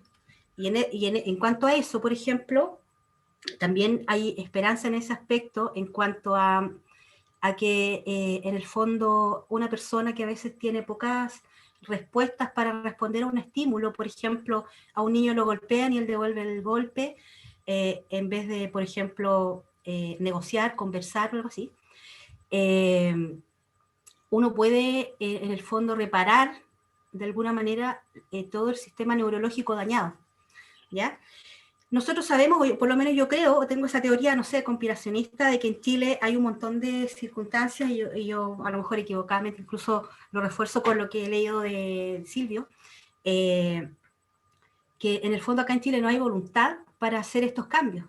Por ejemplo, y de hecho podía ser una conclusión de que el hecho de que ahora se encarcele a mujeres, aunque no es una gran cantidad de la población penal, pero en el fondo la inteligencia emocional, una de las cosas súper importantes, habida la sociedad que tenemos casi en todo el mundo, de que la mamá es la que cuida a los niños, en el fondo, normalmente, ¿cierto? En el fondo,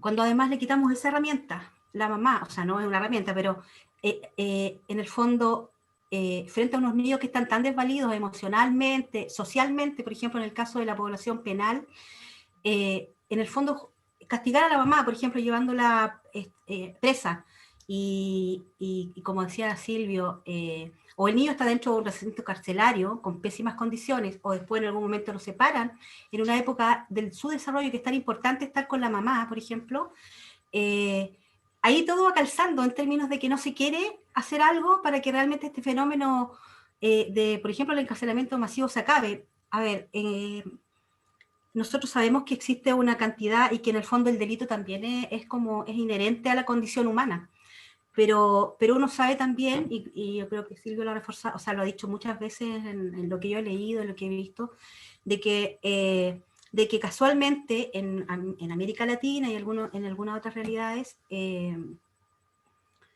el encarcelamiento es bastante selectivo en términos de la situación económica, social, cultural y étnica. Entonces va calzando este tema de que ahora, por ejemplo, cuando le faltaban herramientas para que la gente pobre, que en el fondo sirve, de acuerdo a algunas teorías que algunos dicen conspiracionistas, para bajar los precios, por ejemplo, de los sueldos, para mantener una mano de obra barata y conformista para, en el fondo, para sustentar una sociedad como la que hay actualmente, hay una coincidencia en eso, y ahora la mujer también es parte de los sujetos en el fondo de encarcelamiento, ¿ya? Ahora, por ejemplo, como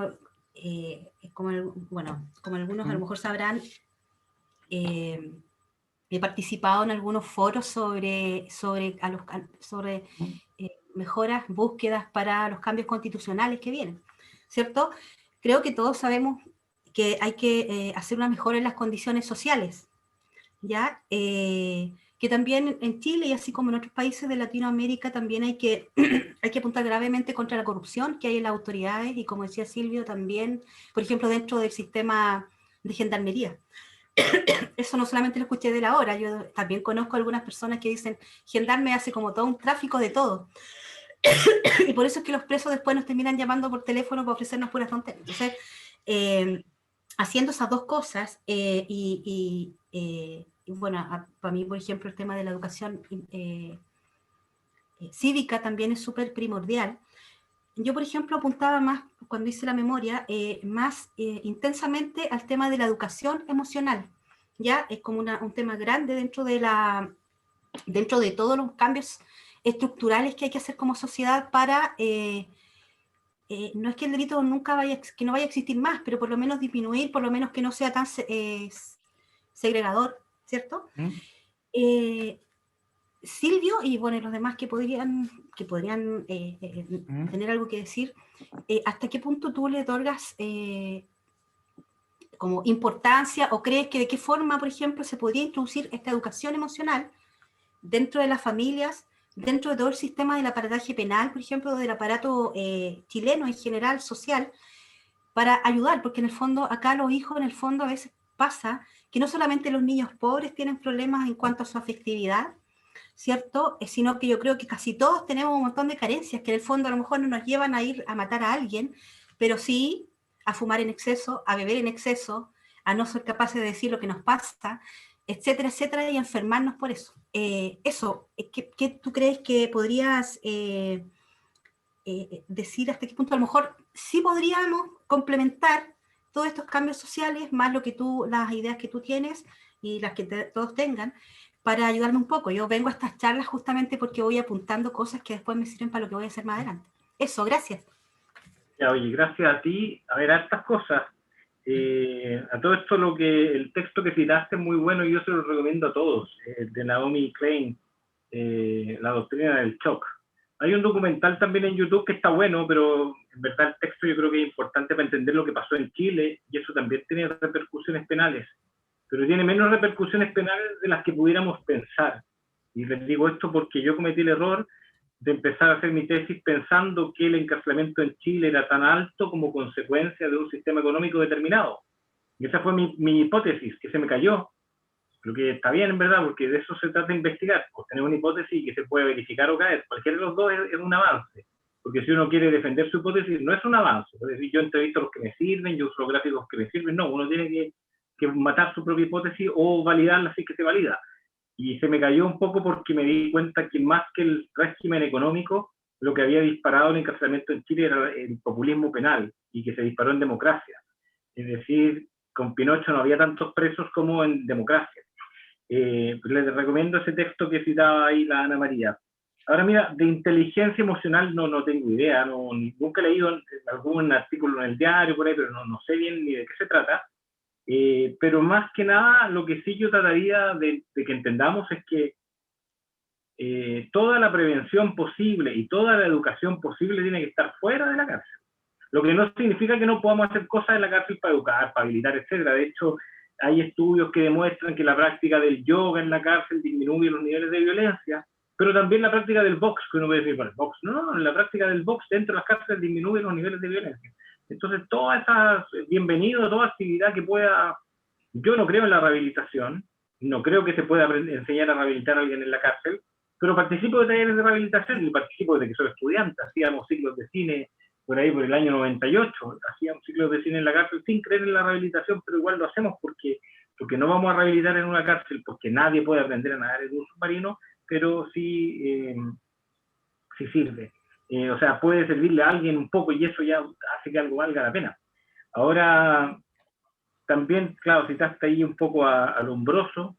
El problema ya no es Lombroso, porque Lombroso está muy superado, sino que el problema es esta concepción de nosotros y los otros, como que estamos nosotros los que respetamos la ley y están los otros, los enemigos, los flights, el flight me da miedo, entonces yo veo un flight y cruzo la calle, yo veo a Carlos Dela, no cruzo la calle porque es un caballero, cuando veo un flight me asusto y de alguna forma siento que los flights son los causantes de todos los males y que nuestra tranquilidad depende del control de los flights. Nosotros lo que necesitamos es controlar los flights, limitarlos.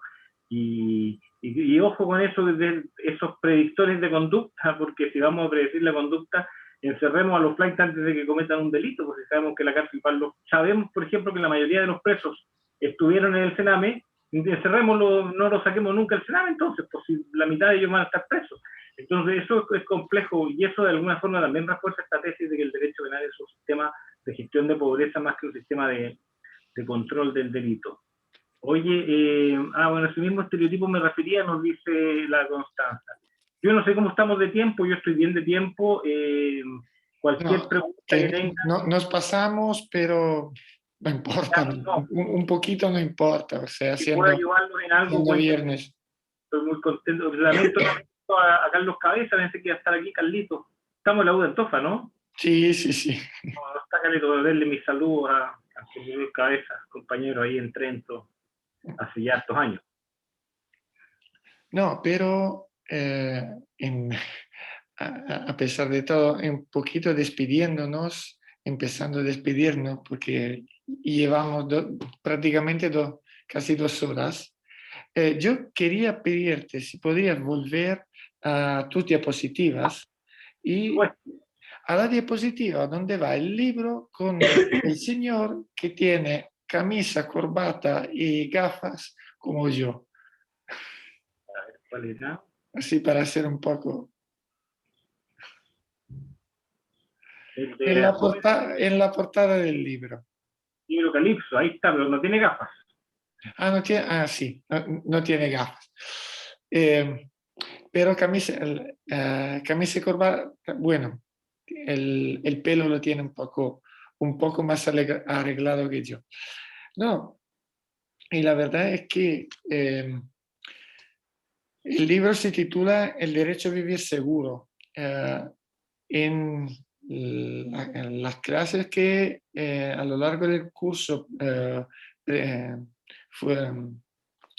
fueron anteriores a tu seminario, discutimos mucho de otra combinación de esas mismas palabras que daba completamente un significado completamente distinto.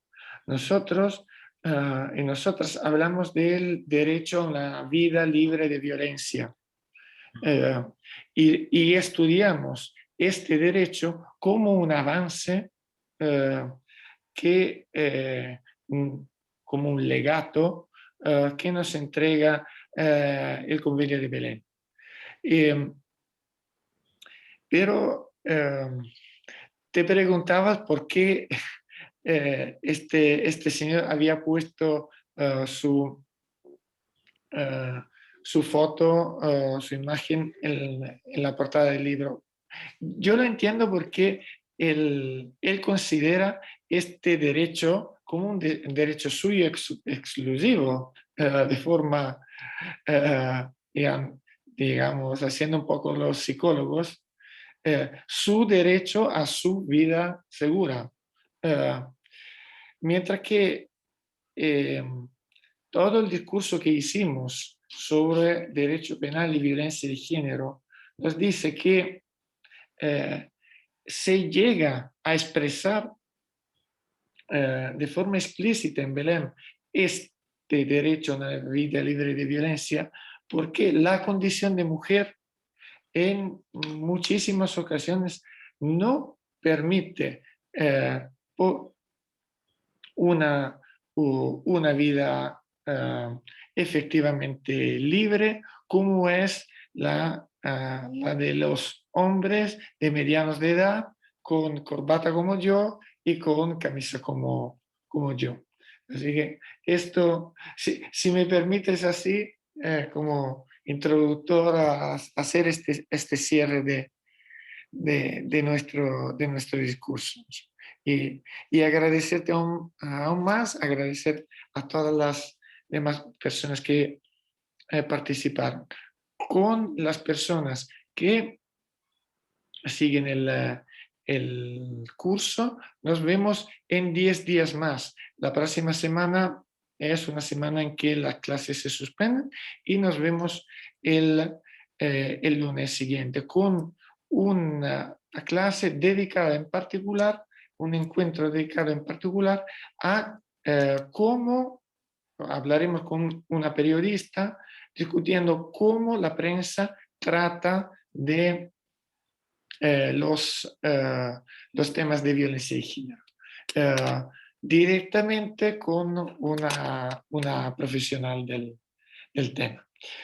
Un saludo a todas y a todos y las demás preguntas para Silvio Cuneo, escribidmela y yo la remitiré. Mil gracias a todos.